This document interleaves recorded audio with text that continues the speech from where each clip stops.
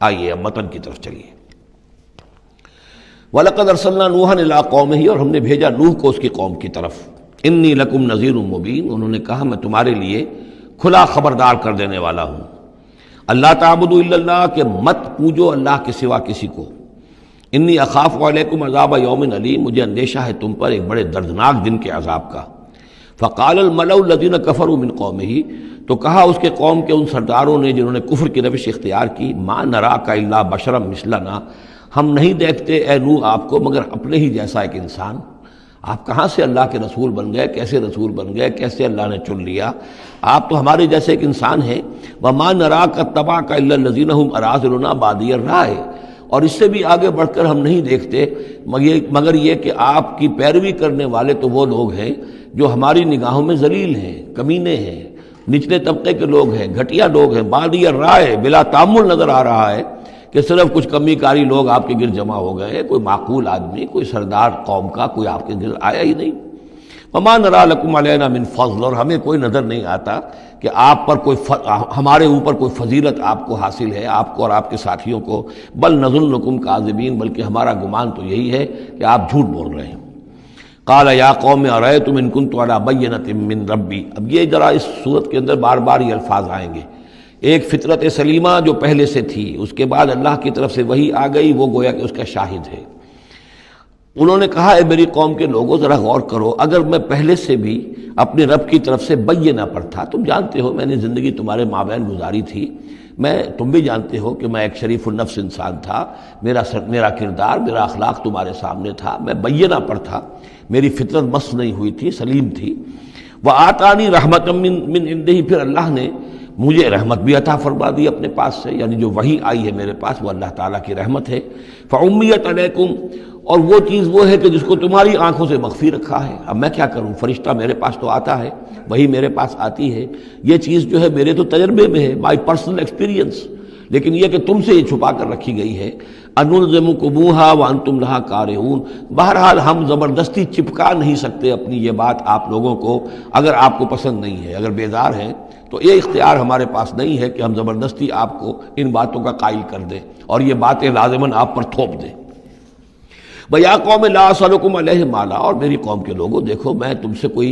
اجرت نہیں مانگتا، مال طلب نہیں کرتا، کوئی تاوان تم پر نہیں ڈالا ہے۔ ان اجریہ الا علی اللہ، نہیں ہے میرا اجر مگر اللہ کے ذمے۔ وما انا بطارد الذین آمنوا، اور جن کو تم کہہ رہے ہو یہ گھٹیا لوگ ہیں، کمی کاری لوگ ہیں، کمین لوگ ہیں، میں ان کو اپنے پاس سے دھتکار نہیں سکتا، میں یہاں سے کھدیڑ نہیں سکتا ان کو، میں نہیں ہوں کھدیڑنے والا ان کو اپنے پاس سے۔ انہم ملاقو ربہم، یہ اپنے رب سے ملاقات کریں گے۔ ولیکنی اراکم قوما تجہلون، لیکن میں دیکھتا ہوں کہ تم ضرور جہل میں اور جہالت میں مبتلا ہو گئے ہو۔ وَيَا قَوْمِ مَن يَنصُرُنِي مِنَ اللَّهِ إِن طَرَدتُّهُمْ، اور میری قوم کے لوگوں سوچو اگر میں ان اہل ایمان کو اپنے ہاتھ سے ہانک دوں، یہاں سے بھگا دوں، یہاں سے دھتکار دوں، تو کون مدد کرے گا میری اللہ کے مقابلے میں؟ یہ اللہ کے ماننے والے، اللہ کے چاہنے والے، اللہ کا ذکر کرنے والے، اللہ سے دعائیں مانگنے والے، اللہ کے روح انور کے یہ طالب ہیں، اس کی رضا جو ہیں۔ افلا تذکرون، تو کیا تم نصیحت اخذ نہیں کرتے؟ ولا اقول لکم عندی خزائن اللہ، وہی بات جو حضور سے ہم پڑھ چکے ہیں پہلے،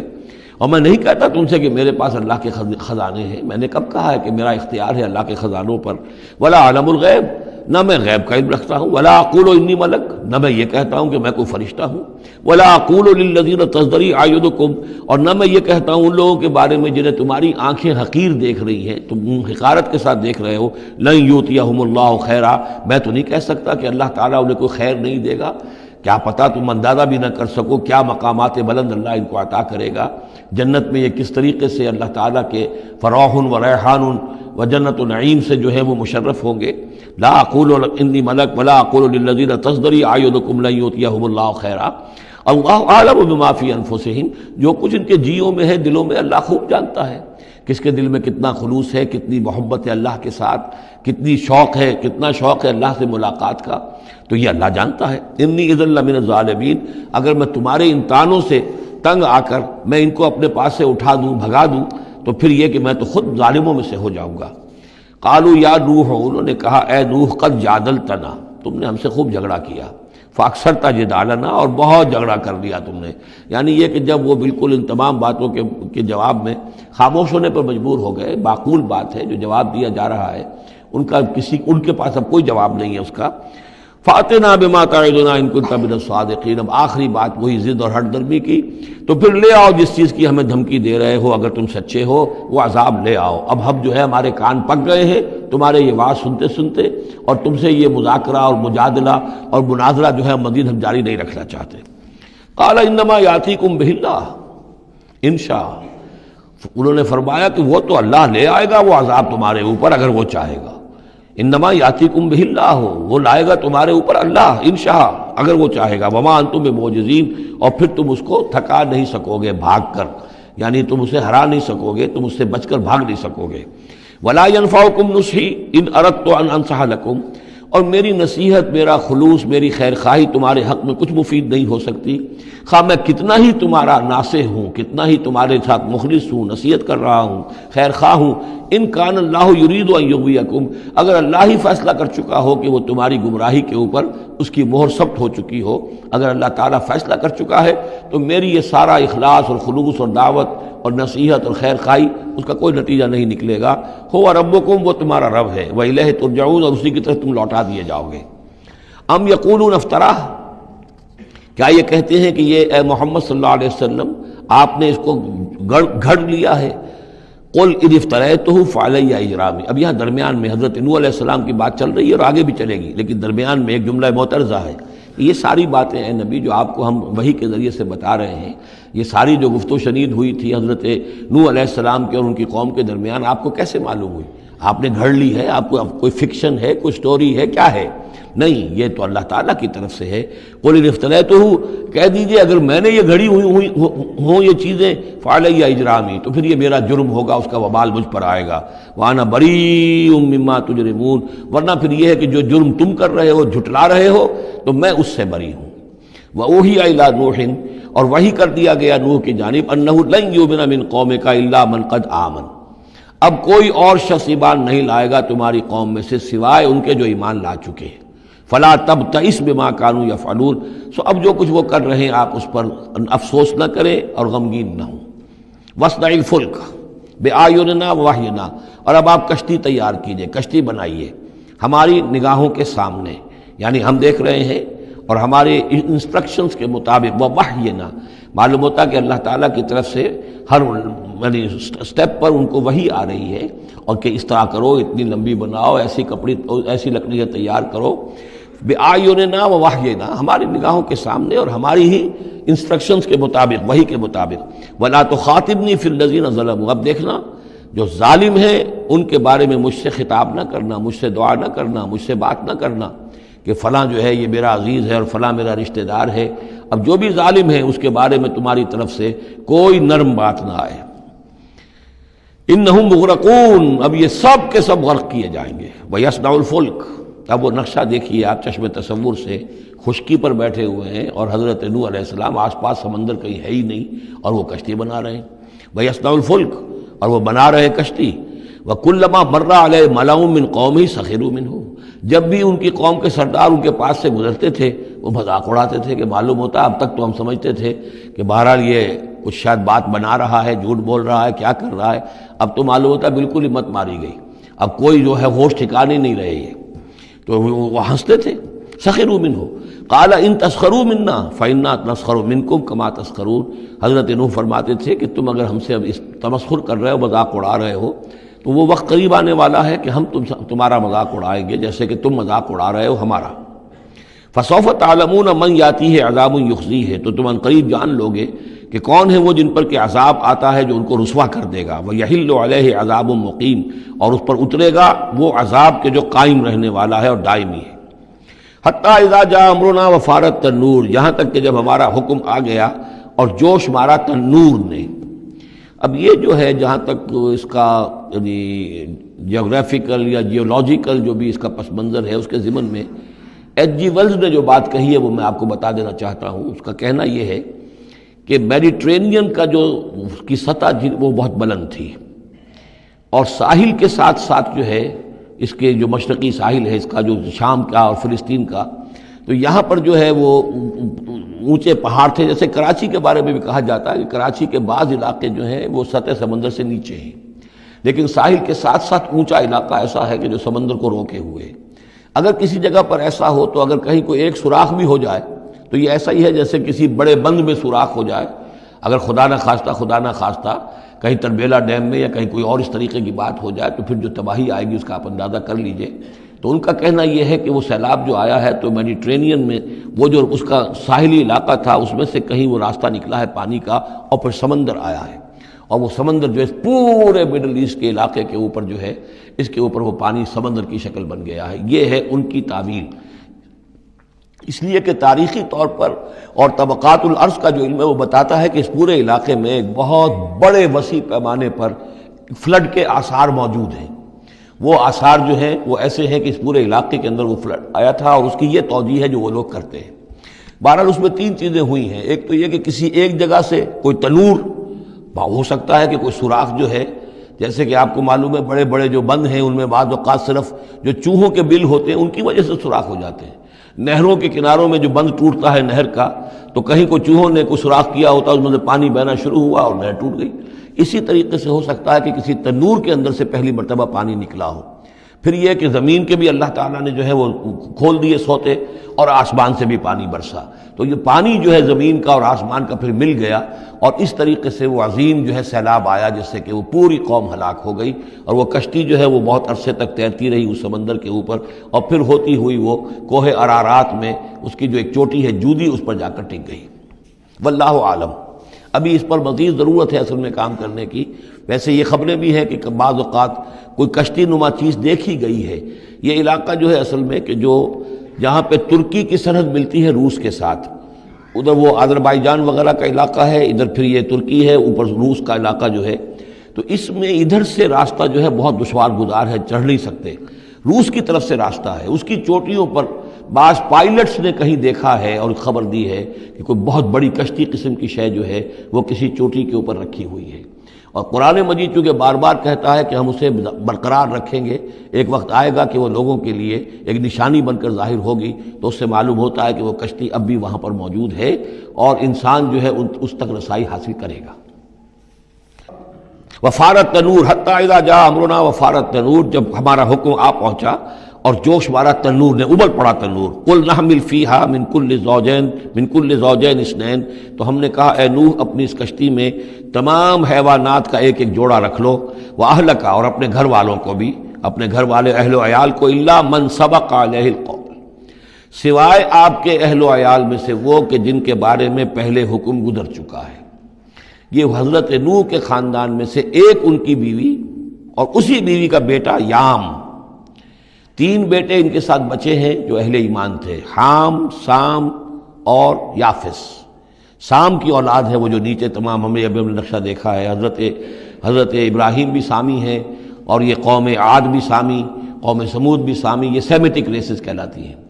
لیکن یہ کہ حضرت حام کی اولاد، اب وہ اس تفصیل میں نہیں جا سکتا، اور حضرت یافس کی اولاد یہ اور دوسرے علاقوں میں جا کر آباد ہو گئے۔ یہ جو نیچے کی طرف اترے ہیں یہ حضرت سام کی نسل ہے۔ چوتھا بیٹا ان کا تھا یام، یا اس کا ایک خطاب اور بھی تھا کنعان، اور اس کی جو ماں تھی تو یہ مشرک تھے اور یہ اہل ایمان کے ساتھ شریک نہیں تھے، لہذا یہ کشتی میں شامل نہیں ہوئے۔ تو آپ اب رکھ لیجئے، سوار کرا لیجئے اپنی کشتی میں من کل زوجین اثنین، ہر نوع کا ایک ایک جوڑا تمام حیوانات میں سے، وَأَهْلَكَ، اور اپنے گھر والوں کو، إِلَّا مَنْ سَبَقَ عَلَيْهِ الْقَوْلُ، مگر سوائے اس کے کہ جن کے اوپر پہلے سے حکم ہو چکا ہے، وَمَنْ آمَنَ، اور باقی جتنے بھی اہل ایمان آپ کے ہیں ان سب کو بھی سوار کر لیجئے، وَمَا آمَنَ مَعَهُ إِلَّا قَلِيلٌ، اور نہیں ایمان لائے تھے ان کے ساتھ مگر بہت ہی کم، نہ ہونے کے برابر۔ قلیل جو ہے انگریزی میں اے لٹل اور دی لٹل، ان دونوں میں جو فرق ہے، یہاں قلیل جو ہے دی لٹل کے معنی میں آیا ہے کہ بالکل نہ ہونے کے برابر۔ وقال ارکبوا فیہا بسم اللہ مجریہا ومرساہا، اور حضرت نوح نے فرمایا اب سوار ہو جاؤ اس میں، اللہ کے نام کے ساتھ ہی ہے اس کا چلنا بھی اور اس کا لنگر انداز ہونا بھی، اللہ ہی اس کو چلائے گا بھی جب تک یہ پانی میں تیرتی رہے گی، اور اللہ ہی کے حکم سے یہ لنگر انداز ہوگی جہاں بھی اللہ کی مشیت ہوگی کہ یہ لنگر انداز ہو جائے۔ ان ربی لغفور الرحیم، یقیناً میرا رب غفور الرحیم ہے۔ وہی تجری بہم فی موج کالجبال، اب وہ کشتی چل رہی تھی ان کو لے کر موجوں میں، اور موجیں پہاڑ جیسی موجیں، ونادى نوح ابنہ، اور نوح نے پکارا اپنے بیٹے کو، اسی کو یام کو یا کنعان کو، وکان فی معزل، اور وہ ایک کنارے کی طرف تھا، یا بنی ارکب معنا، اے میرے بیٹے آؤ ہمارے ساتھ شریک ہو جاؤ، ولا تکن مع الکافرین، اور کافروں کا ساتھ نہ دو، کافروں کے ساتھ نہ رہو، بلکہ ہماری کشتی میں آ جاؤ۔ قال سآوی الی جبل یعصمنی من الماء، اس نے کہا نہیں میں ابھی اس پہاڑ کے اوپر چڑھ جاؤں گا، میں وہاں پہنچ جاؤں گا، وہ مجھے پانی سے بچا لے گا۔ قال لا عاصم اليوم من امر اللہ الا من رحم، حضرت نوح نے فرمایا نہیں، آج کے دن کوئی شے بچانے والی نہیں ہے اللہ کے امر سے سوائے اس کے جس پر اللہ ہی رحم فرما دے۔ وحال بینہم الموج، اور اسی گفتگو کے دوران ایک بڑی سی موج حائل ہوئی ان کے مابین، فکان من المغرقین، اور وہ بیٹا جو ہے ان کی نگاہوں کے سامنے غرق ہو گیا۔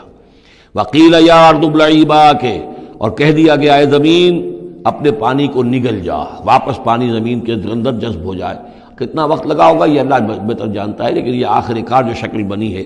کہ زمین کے اندر پانی جذب ہو گیا جو زمین سے آیا تھا۔ وَيَا سَمَاءُ أَقْلِعِي، اور اے آسمان تو بھی اب تھم جا،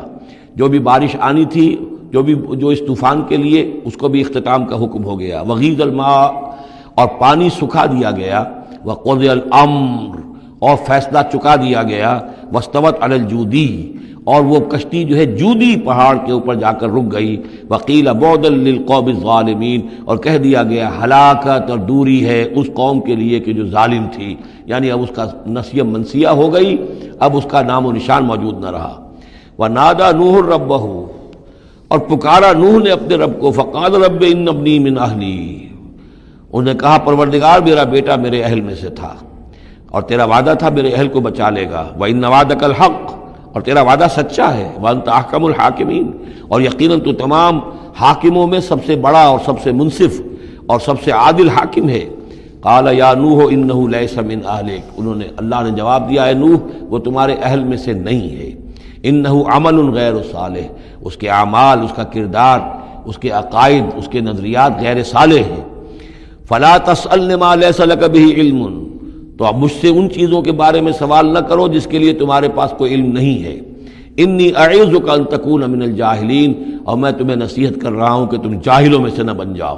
یہاں وہ یاد کر لیجئے سورہ انعام کی آیت 35، اس میں حضور سے کہا گیا تھا فلا تکونن من الجاہلین، میں نے اس وقت بھی نوٹ کرا دیا تھا کہ یہ سخت ترین الفاظ یا حضور سے فرمائے گئے ہیں سورہ انعام میں، اور یہاں پر سورہ ہود میں یہ آئے ہیں حضرت نوح علیہ السلام سے خطاب کرتے ہوئے۔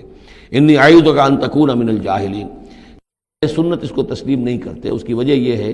کہ جو قاعدہ دیا گیا ہے سورہ نور میں وہ یہ ہے کہ اللہ تعالیٰ صالح لوگوں کے لیے بیویاں بھی دیکھ دیتا ہے، اور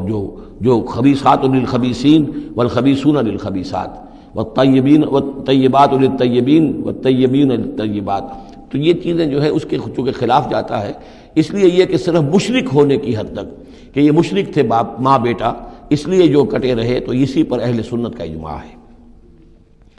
قال رب انی اعوذ بک ان اسألک ما لیس لی بہ علم، حضرت نوح نے عرض کیا پروردگار میں تیری پناہ طلب کرتا ہوں اس سے کہ میں تجھ سے ایسی بات کا سوال کروں جس کے لیے کہ میرے پاس کوئی علم نہیں ہے۔ وَإِلَّا تَغْفِرْ لِي وَتَرْحَمْنِي، اور اگر تو نے مجھے معاف نہ فرما دیا اور رحم نہ فرمایا، اکم من الخاسرین، تو میں تو ہو جاؤں گا خسارہ پانے والوں میں۔ قیل یا نوح بسلام منا وبرکات علیک، ہم نے کہا نوح اب اترو، اس کشتی سے اترو، بسلام منا، ہماری طرف سے سلامتی کے ساتھ، و برکات، اور برکتوں کے ساتھ، علیکا، جو تم پر بھی ہوں گی، وعلی امم ممن معک، اور ان امتوں پر بھی ہماری یہ برکات ہوں گی کہ جو ان لوگوں کے ساتھ، جو ان کی نسل سے وجود میں آئیں گی جو تمہارے ساتھ ہیں۔ تو گویا کہ نسل انسانی بعد میں عام خیال یہی ہے کہ حضرت نوح علیہ السلام کے 3 بیٹوں ہی سے چلی ہے، باقی اگر کچھ لوگ تھے بھی ان کے ساتھ تو وہ ایسے تھے کہ جن کی کوئی نسل آگے نہیں چلی ہے، بلکہ یہ دنیا کی جو نسلیں اس وقت دنیا میں ہیں نوع انسانی، وہ یہ حضرت یافس، حضرت حام اور حضرت سام کی نسل ہی سے ہیں۔ یہ خیال ہے، واللہ عالم، یقین کے ساتھ نہیں کہا جا سکتا، ویسے میرا اپنا رجحان بھی اسی طرف ہے۔ حضرت یافس کی اولاد جو ہے وہ یہ جو پہاڑی علاقہ ہے، جیسا کہ ابھی آپ نے نقشے میں دیکھا تھا، اس سے اوپر جو ہے یہ سینٹرل ایشیا کے پہاڑ ہیں، اس پہاڑ کو کراس کیا انہوں نے، اور وہ جو پھر میدانی علاقہ ہے روس کا، اور اس کی طرف سے ہوتے ہوتے وہ سیرائے گوبی سے ہوتے ہوئے چین کا، تو حضرت یافس کی اولاد ادھر پھیل گئی ہے، یورپ سے لے کر اور چائنا تک یہ سب یافس کی نسل ہے۔ حضرت حام کی اولاد مشرق اور مغرب میں چلی گئی، اسی پہاڑی سلسلے کے دامن میں ہوتی ہوئی ایک شاخ ان کی ایران ہوتے ہوئے بھارت چلی گئی، انڈیا چلی گئی، سندھ اور ہند، اور ایک شاخ جو ہے سینائی پیننسولا کراس کر کے یہ سوڈان اور مصر چلی گئی۔ یہ ہے حضرت حام کی نسل میں سے۔ یہ عام طور پر جو ہمارے پرانے ماہرین انساب ہیں ان کا کہنا یہ ہے۔ انہی میں سے معلوم ہوتا ہے کہ جو یہ یورپین ہیں، جو کہ انڈو ایرانین جو کہلاتے ہیں ایرینز، تو یہ ایرینز جو ہے یہ سب حضرت حام کی اولاد میں سے معلوم ہوتے ہیں۔ ان میں سے گریکس بھی ہیں اور ان میں رومنز بھی ہیں اور ان میں جرمنز بھی ہیں۔ باقی جو ہے نسلیں جو ہیں یہ اینگلو سیکسنز، یہ ہیں حضرت یافسی کے نسل سے، جو اوپر سے جا کر اور یہ اسکینڈینیوین کنٹریز سے ہو کر پھر نیچے اترے ہیں یورپ کی طرف۔ تو یہ جو ناردرنرز کہلاتے ہیں، دی نارڈک ریسز، شمالی اقوام جو ہیں اینگلو سیکسنز ان میں سے ہیں، لیکن جو مشرقی یورپ کی یہ اقوام ہیں یہ اصل میں یہ بھی آریائی نسل جو ہے حضرت حام کی نسل میں سے، واللہ عالم۔ تو یہاں وہ الفاظ آ گئے تھے، قال یا نوح بسلام منا وبرکات علیک وعلی امم ممن معک،